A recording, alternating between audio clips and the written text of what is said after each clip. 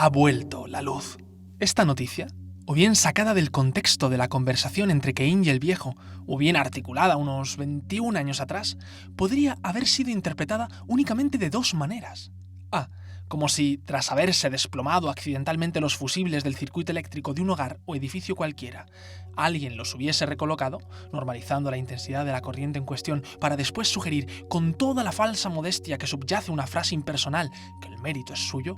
O B, como si alguien hubiese querido informar a otro alguien, muy posiblemente sin ningún tipo de ilusión, acerca del regreso de una tal luz, mujer cuya ausencia se celebraba y cuyo nombre, terriblemente mal escogido por sus progenitores, no podría ser más inapropiado para la historia que nos incumbe.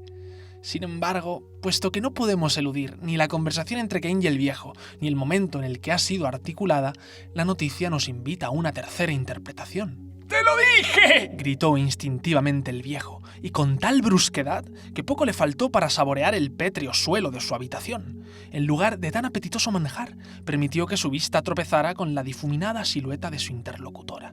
Pero, como su vista no podía desentrañar el silencio de Cain, al igual que prácticamente nada, su ilusión se sumergió en la duda. Estás de broma. ¿O no? ¿Es cierto lo que dices? ¿La luz ha vuelto? ¿La luz? ¿Literal y litoralmente? A estas alturas, casi sería redundante poner por escrito que esta luz, lejos de ser unos fusibles saltados o un quien cruelmente nominado, era la personificación de un qué. No obstante, dado que la redundancia afianza las ideas, o las espanta, escrito queda. Tan cierto como te he dicho, y tanto como me han dicho, aunque no sé si tanto como será. Cain, olvida tus juegos verbales por un instante, ¿quieres? Sabes de sobra que mis emociones ya no saben jugar. Cain tomó su mano entre las suyas y con toda la ternura que le inspiraba el viejo, le susurró. Es cierto. ¡Te lo dije!, volvió a gritar, deshaciéndose repentinamente de las manos de Cain y golpeándose el pecho una y otra vez, cual chimpancé en celo. Cuando fue capaz de reprimir sus primigenios impulsos, se le ocurrió proferir un mensaje más. ¡Te lo dije! Así era el viejo. Un hombre, como se puede apreciar, elocuente. Un hombre bienhumorado que gozaba de una vista acorde a su edad, o sea, nula, o casi tanto como sus ingresos. Un hombre único en el vecindario, maestro en el arte de fusionar barbilla y barriga hasta quedar plácidamente dormido tanto sentado como de pie. En definitiva, un hombre cuya elocuencia, bienhumor y unicidad nada tendrían de especial si no fuera por una reliquia que conservaba concienzudamente, su documento nacional de identidad. De acuerdo a esta cuestionable antigualla, apenas tenía más de 50 años, toda una proeza para un intraterrestre. De hecho, aunque todos desconocían la procedencia de tan original apodo, todos coincidían en que honraba su meritoria ancianidad. En cualquier caso, aun elogiable, lo de los años era, por decirlo de alguna forma, anecdótico, ya que medir la edad en años poco sentido tenía para alguien como el viejo o como Cain. Hacía tiempo que la Tierra no sabía alrededor de quién girar. No rotaba, no se trasladaba, o si lo hacía, nadie podía percatarse de ello. Hasta hoy. Si hubiera sabido que ibas a sacar al energúmeno que llevas dentro, me habría guardado de contarte nada. ¿Y cómo pretendes que reaccione si no? ¡Cain, la maldita luz ha vuelto! Si lo repites una vez más, voy a acabar pensando que la noticia me la has dado tú. Oye, Cain, piensa lo que quieras, pero te lo dije. Te dije que volvería. ¡Te lo dije! Tan pronto como el viejo desgastó esa conjunción del verbo decir, manifestó su incredulidad poniendo en práctica una gesticulación impecable que, por su complejidad, muy poca gente puede dominar. Sonreír al mismo tiempo que la cabeza gira de izquierda a derecha una vez y otra y otra y otra. Cain, por su parte, se entretuvo mirándole, más divertida que irritada. Aun sabiendo de antemano que la noticia sería difícil de digerir, jamás habría sospechado que al viejo se le atragantaría. Eso sí, motivos tenía para atragantarse. El viejo era de los pocos que había sostenido, con una fe inquebrantable, que la luz volvería, tal y como predijeron los últimos informes científicos emitidos antes del eclipse solar. Aunque también es cierto que estos informes apuntaban a un eclipse temporal, no de 21 años, sino de, como muchísimo, 6. Ante tamaño error de cálculo, es harto comprensible que la gente corriente hubiese perdido la esperanza que el viejo no. «¿No tendrás algo de beber?», se arriesgó Cain, lamentando interrumpir semejante exhibición de talento bifuncional. Tarde. El viejo detuvo el vaivén de su cabeza, borró su felicísima sonrisa y acto seguido se aferró a una nueva y complejísima idea. ¡Esto hay que celebrarlo! La excusa de la celebración estimuló con fantasías la sed de Caín. Enseguida se imaginó desempolvando de algún rincón de la casa del viejo alguna selecta bebida, burbujeante, frutal o destilada, de esas que te convidan a entrar en calor y con la que, dadas las circunstancias, no le importaba lo más mínimo saciar su sed. Más aún, su etílico antojo le trajo a la mente cómo el negocio de las bebidas alcohólicas se había disparado conforme el sol se había ido oscureciendo, ya fuera por la necesidad de mantener la temperatura corporal estable, ya fuera por la necesidad de sobrellevar el erróneamente llamado apocalipsis completamente ebrios. Por ese entonces, marcas como Rompecabezas o Whisquitos habían rozado las cotas más altas de los índices bursátiles de referencia, rivalizando con empresas de productos bioluminiscentes o con la macrocorporación italiana Jack & K. Nota. Hablar de Jack & K implica hablar de la gigantesca farmacéutica napolitana que empezó suministrando medicamentos con el noble propósito de aliviar el dolor de cabeza causado por los desequilibrios del sueño y el continuo forzamiento de los ojos, para luego terminar monopolizando, sin nobleza ya, el mercado de los fármacos del mundo entero. Para comprender la magnitud de su presencia en el globo, recordemos que sus medicamentosos remedios consiguieron imponerse como símbolo regional campano a la sfogliatella, a la pizza margarita y a la mozzarella. Uniendo las graduadas fantasías de Caín a los antecedentes históricos recientes, no era de extrañar que, en ocasiones muy especiales como lógicamente era esta, el anfitrión ofreciera a sus invitados, antes que un farolillo fosforescente o una exquisita pastilla, que no dejan de ser ofrecimientos como poco rarunos, una copita de cava, una humeante taza de Glühwein o un brandy con hielos especiado con un añejo. Pero nada de esto fue ofrecido a Caín, quien, entre sorprendida y desilusionada, escuchaba la orden del viejo. Caín, hazme un favor, ¿quieres? Vete a mi habitación y debajo de la cama coge un sombrero. Bueno, en realidad es una caja. Digamos que es un sombrero caja. Pues lo coges y sacas de él cualquiera de las latas de su interior. Debe de abrirse quitando una tapa o algo así. No la lata, el sombrero caja. Y cuando la tengas me dices. Gustosamente lo hago, le respondió dulce y pacientemente Caín. Solo quiero recordarte que, hasta donde yo sé, seguimos en tu habitación. Mientras el viejo rumiaba, pues estoy bueno, Caín se apresuró a llevar a término su cometido. No fue tarea fácil, y no porque la oscuridad de la habitación, únicamente confrontada por una tímida lámpara de lava, infinitamente mejor que los sacacuartos que se comercializaban antes del eclipse, se derramase sobre toda la estancia, sino porque el colchón de la cama, pese a su somierado esfuerzo, cedía sumisamente hasta casi tocar el suelo cada vez que el viejo aterrizaba sobre él, emitiendo unos chirriantes sonidos que ninguna seguridad garantizaban a quien estuviera tan loco como para ponerse debajo. Caín lo estaba. «Aquí tienes tu lata», exhaló Caín cuando por fin la extrajo, obligándose a no sudar más de lo necesario mientras, con sumo cuidado, devolvía el sombrero caja a su mortífero escondite. El viejo, que de nada de esto se había percatado, requirió a continuación un par de tenedores, platos y servilletas, que no una botella de tequila, como en realidad deseaba Caín. «No sé qué habrá en el interior de esa lata», comentó al volver de la cocina con los enseres catativos repartidos entre sus manos. «Pero si vamos a degustarla, por favor, permíteme que deje esto». Depositó los enseres catativos sobre la cama y toma mi robusto brazo. «Pongamos rumbo a un sitio decente». Lo más parecido a un sitio decente, que no lo había, los aguardaba en el salón de la morada del viejo. Consistía en una diminuta mesa, incrustada a la pared por cortesía de uno de sus laterales, ubicada allí donde la penumbra se vestía de una mayor opacidad y acompañada de 2 taburetes metálicos de los que no hace falta sentarse en ellos para deducir que son incómodos. Para alguien con apenas visibilidad, la mesa sería una mesa tan iluminada como cualquier otra parte de la casa. Para Caín era un charco de tinieblas en el que no estaba dispuesta a sumergirse, de modo que, al igual que había puesto en funcionamiento la lámpara de lava de la habitación del viejo, hizo lo propio con la del salón. Antes de marcharse, tendría que acordarse de desactivar ambas. Todavía no había conocido a ningún invidente que le hiciese gracia alguna recibir la factura de la luz. Además, en los tiempos que corrían, el derroche energético no era muy aconsejable. La escasez y mal estado de los conductos de ventilación sugerían que las velas, así como otros materiales inflamables, tampoco. Bastaba con que la experiencia te lo demostrara, como a Caín. Con la mesa convenientemente iluminada y preparada para acoger el latente festín, el viejo procedió a la solemne apertura de la lata. «¿Qué es?», inquirió Caín cuando le abofeteó el olor de su contenido, incapaz de reconocerlo. Ante el desconocimiento de su vecina y, por qué no reconocerlo también, las exigencias de su vientre, el viejo se relamió los labios, invadido más por el hambre que por el orgullo. Pulpo en escabeche. Pulpo en escabeche. Cain no podía salir de su asombro. Había transcurrido una eternidad desde la última vez que había probado un alimento cárnico. Carne, pescado, molusco.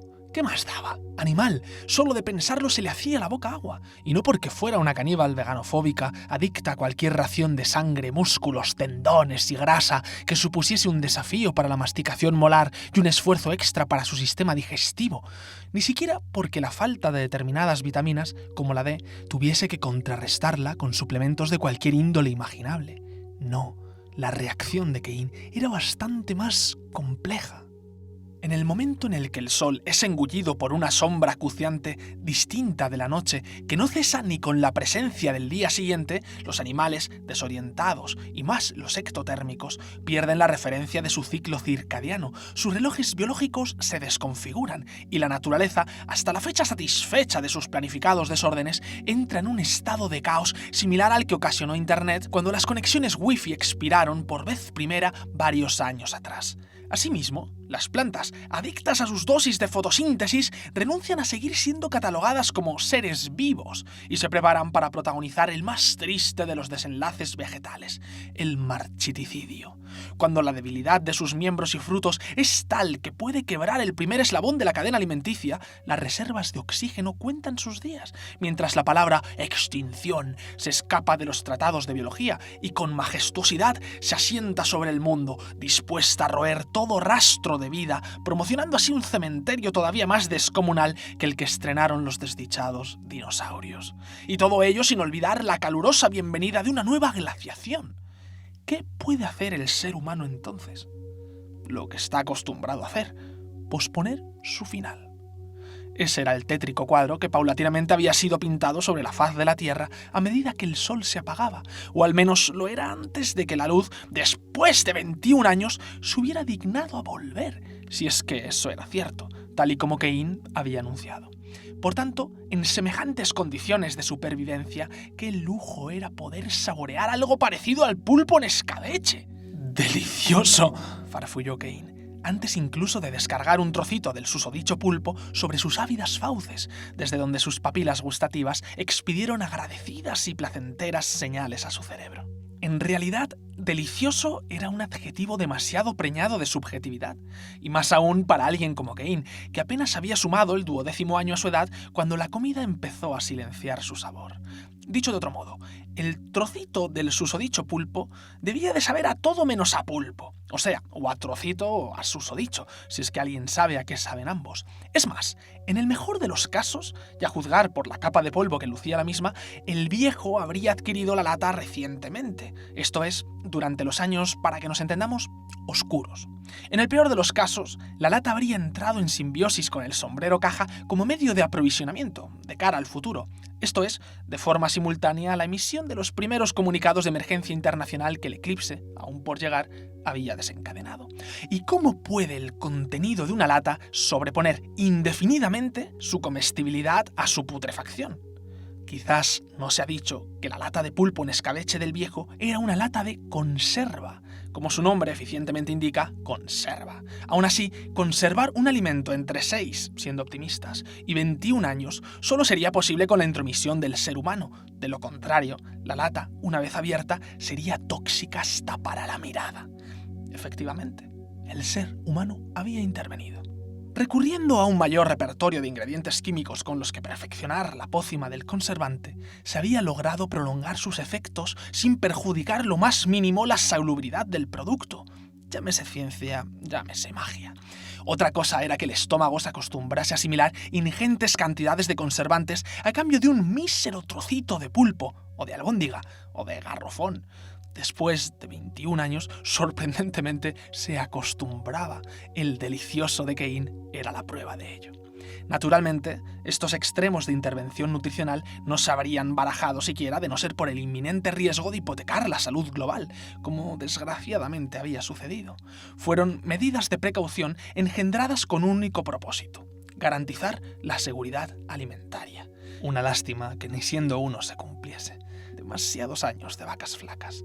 Ni los excedentes acumulados desde la asunción de la amenaza hasta la completa desaparición de la luz solar, ni toda la producción destinada a salvaguardar tantos años de déficit agroalimentario fueron nunca suficientes. Al fin y al cabo, sin cultivos, sin animales, ¿qué estrategias antihambrunas sostenibles podrían haberse implementado? ¡Oye, Caín! Masculló el viejo, mientras se recreaba en su cuarta porción del manjar enlatado, coincidiendo plenamente con el delicioso de su vecina. ¿Y no tenéis vosotros de esto en la granja esa donde trabajas?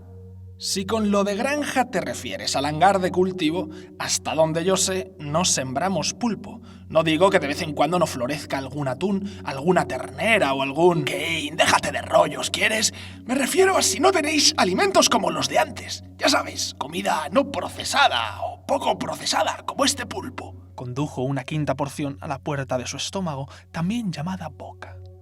Que ese pulpo estuviese poco procesado decía mucho del nivel de procesamiento de los alimentos que se consumían en los albores de la edad eclipsada. Nota. Edad eclipsada, como se puede colegir, era el término que habían difundido los pocos intraterrestres lo suficientemente adinerados como para satisfacer el capricho de seguir registrando la historia, esta vez desde su subterránea perspectiva.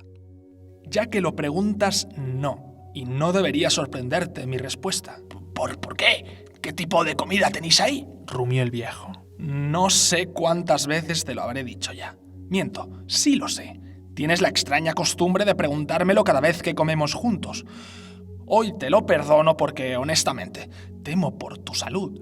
No deseo que la mezcla de noticia lumínica y pulpo escabechado te produzca un corte de digestión. ¡Anda ya! Sería más que normal cuestionarse por qué Caín vacilaba tanto a su vecino.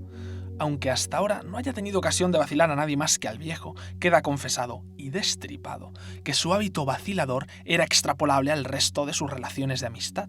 Para Caín, vacilar era una forma, la suya, de despojarse del afecto que sentía hacia aquellos que tenían muy alta estima. Hay quienes optan por empalagar a sus seres queridos con toda clase de sobamientos.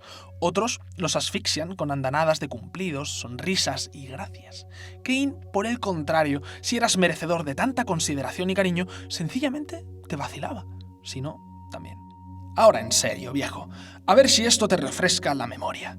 Tanto las plantaciones de mi hangar de cultivo como, hasta donde yo sé, todas, están focalizadas en la fructificación, no pongas esa cara, existe la palabra, de especies frutales, cereales y hortalizas.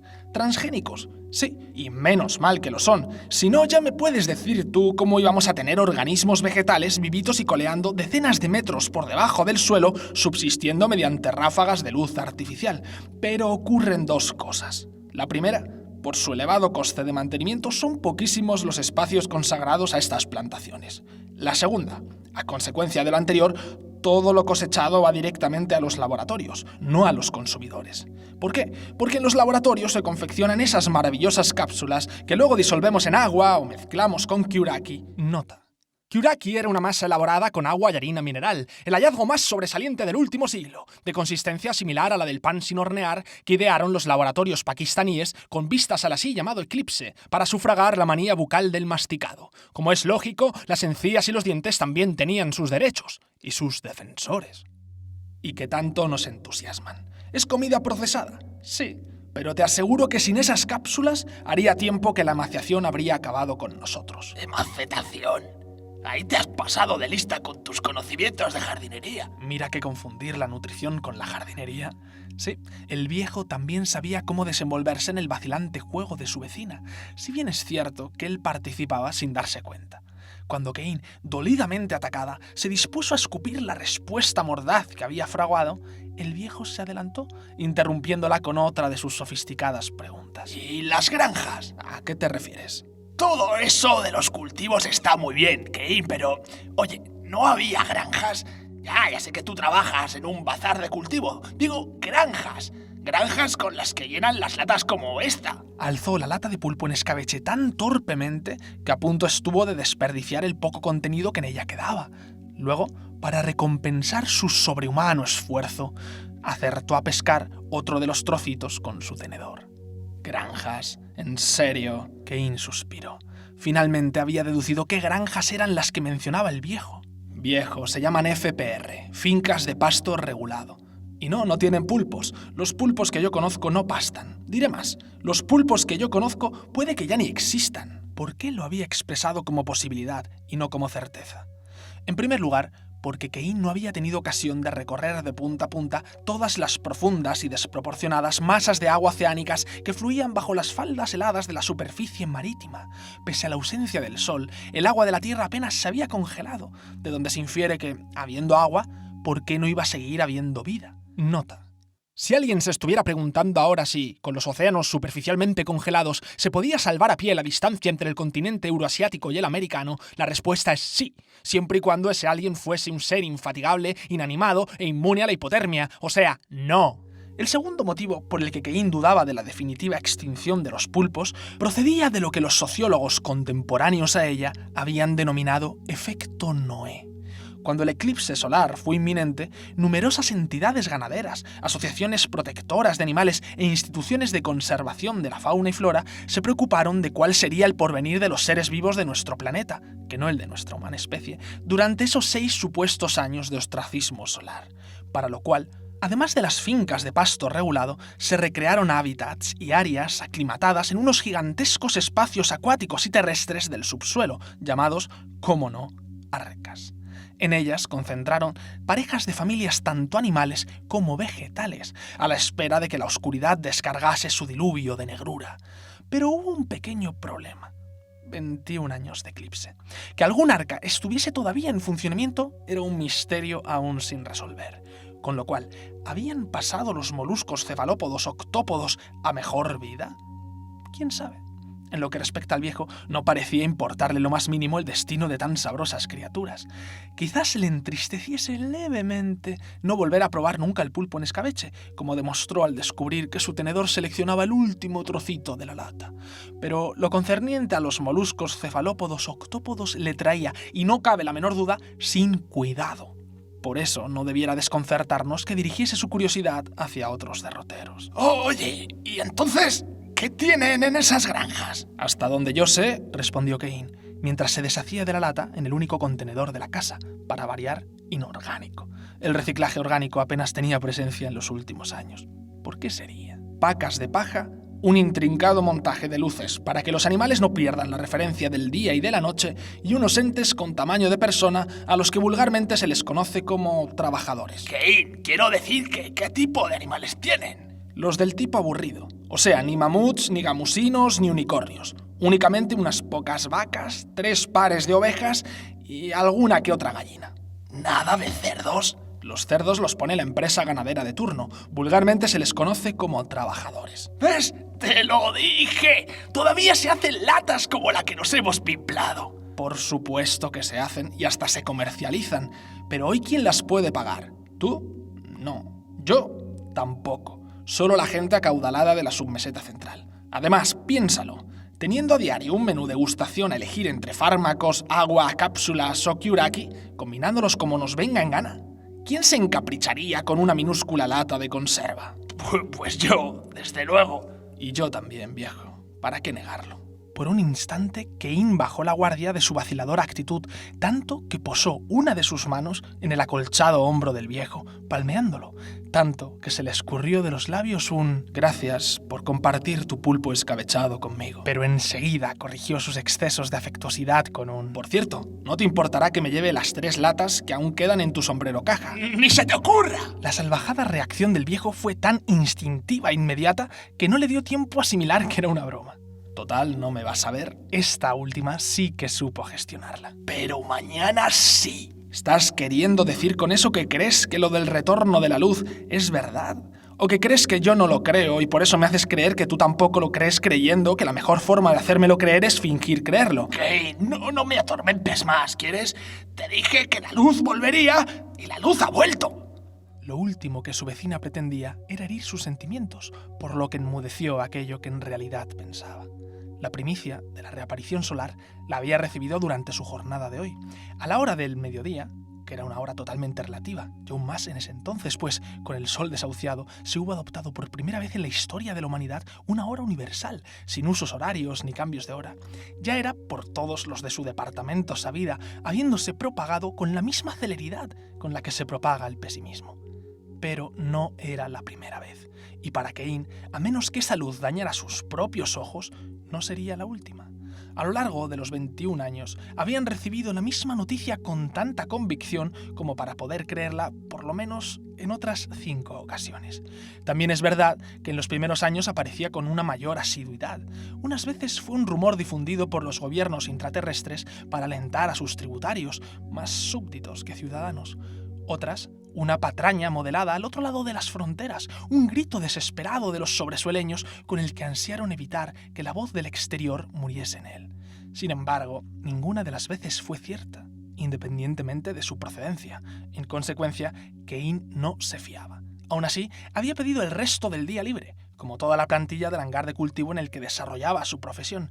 Había ido derechita a la vivienda del viejo, presagiando que a él le haría más ilusión que a nadie saber lo de la luz, e iría después a buscar a Yasia, para ir juntas a sobornar a Yua con el fin de cruzar la frontera y contemplar si sería o no otro fraudulento espejismo esta vez. ¿Te imaginas que recupero mi vista?, susurró el viejo. Su hilo de voz se esfumó en el aire cargado del salón, pero su ilusión perduró en su cabeza. No sé tú, viejo, pero a mí más que recuperar me gustaría perder la sed. No tendrás sake, aguardiente o colonia. Me conformo con los 3. ¡Ja! ¡Ya quisiera yo! Al percibir que su vecina no bromeaba, añadió: Lo siento, Cain. Desde que no fumo fue de las primeras cosas que agoté. Eso no le sorprendía en absoluto a Cain. El viejo era de los intraterrestres que más tiempo había prolongado su tabaquismo, poco más de 1 año y medio. En cierto modo, fumar pierde la gracia cuando no puedes ver el humo. Tiene menos gracia cuando ni siquiera puedes ver, y es aún más absurdo y contraproducente cuando encima el apestoso humo no se diluye en el ambiente, sino que se adhiere a cada mota del aire que respiras. Efectos de estar varios metros bajo tierra. No en balde se inventó el tabaco de mascar, pero ni con esa se salvó la mercancía nicotinada. Filiación vegetal, ruina segura. Conclusión, las tabacaleras fueron de los primeros establecimientos en bancarrota, junto a las ópticas especializadas en gafas de sol y las compañías promotoras de viajes al Caribe. ¿Y qué alternativas se podían haber presentado ante alguien a quien las circunstancias fuerzan a dejar de fumar? A. Engordar. B. Frecuentar los territorios de la inquietud y la ansiedad. C. Tener dificultad para pensar con claridad y concentrarse. D. Vivir más tiempo. O E. Asfixiar el síndrome de la abstinencia humana con otros vicios como, por ejemplo, la bebida. Entre tantas opciones, no sabiendo qué escoger, el viejo se había decantado por todas. Ahora bien, sin posibilidad de beber, uno no puede ser alcohólico por mucho tiempo. Oye, si te sirve de consuelo, tengo algo parecido en la cocina. Cain no se detuvo a escuchar el resto del ofrecimiento. Tenía sed, frío y ninguna gana de llevarse otra decepción solar sobria, de forma que salió disparada hacia la cocina. ¡Cualquiera de las botellas de cualquiera de los rincones! Minutos después, vecina y vecino, desengañada y animado, colisionaban suavemente 2 vasos rebosantes de agua, agua fresca y deleitosa, pero igualmente agua. Por la luz. Por la luz. Nota. Esta fórmula de brindis estaba lejos de ser una ocurrencia del momento. Se había popularizado entre el colectivo de beodos de la superficie, quienes, tras perder la conciencia, albergaban la esperanza de recuperarla con una resaca festejada con los primeros rayos del amanecer. Todos acabaron prefiriendo no despertar. Solo amanecía la resaca. El silencio que acompañó al brindis no debió de ser del agrado del viejo, quien se acordó de insistir en un aspecto para él crucial. ¡Te lo dije, Cain! ¡Te lo dije! Cain sonrió. Había sido su vecina durante más de 1 década, en términos preeclipsados, y en todo ese tiempo no había podido sino admirarle. El elocuente, bienhumorado y único viejo. ¿Cuántos había conocido en su misma situación, con su misma edad, con su misma ceguera de adaptación al entorno, con su misma prejubilación vetada y su misma congelada pensión, sin empleo, sin honorarios, sin nada, que no hubiesen abrazado sin dudar el regalo del suicidio asistido? Solo a él. Si esta vez fuese cierto, no me malinterpretes, no digo que lo sea, pero si lo fuera, ¿qué sería aquello que más ilusión te haría volver a contemplar? ¡Ja! Como si no hubiera fantaseado con eso 1 y 1000 veces. Y ten por seguro que esta vez lo es. Lo que más ilusión... Yo eso te lo digo. Las luces de la noche, con las estrellitas que brillan, y la luna que cambia, y los ruidos que hacen los bichos, y los búhos, y todo eso. No, mejor, las caricias de un rayo de sol en mis rechonchas mejillas. No. Oye, aún mejor. La lluvia, el cielo gris, las nubes grises, el campo gris y en medio de todo lo gris, la lluvia, con su sonido amansador, inconstante, húmedo, que te resfríes y te dé igual, que te embarre los zapatos y te dé igual, que te moje y te dé igual. Tú lo que echas de menos es una buena ducha. Y lo entiendo, ¿eh? Hace tiempo que hueles de una forma un tanto peculiar. ¡Anda ya! Lo que tiene uno que oír. Resopló el viejo, fingiendo enfadarse. Oye, Kane, ¿y tú qué? ¿Tú no echas de menos nada? Sé que eras una niña cuando sucedió, pero ¿qué te gustaría volver a ver? Sin el menor asomo de duda, un eclipse solar. Ambos se echaron a reír. La risa podría haberse desvanecido en el acto, pero en esta ocasión decidió posponer su despedida. Los oídos intraterrestres no estaban acostumbrados a una música de esta clase, y ya iba siendo hora de que permeara tan sana costumbre. Cuando ni Kane ni el viejo pudieron desternillarse más, se personó un silencio que sí fue del agrado del viejo, el que necesita un cuerpo para desbravecer sus retribuidos abdominales. Inmediatamente después, la conversación volvió a entablarse, en la misma línea soñadora de isíes, copa tras copa de agua, junto a las visitas al servicio pertinentes easy tras easy de imaginación. El viejo, a una temperatura de 128 minutos, consiguió fundir su barbilla en sus retribuidos abdominales. En otras palabras, se quedó dormido. Kane, en lugar de despertarle, incrustó su cuerpo a la pared para que estuviera en igualdad de condiciones respecto a la mesa y para que la gravedad moribunda de la tierra no le destronara del incómodo taburete metálico.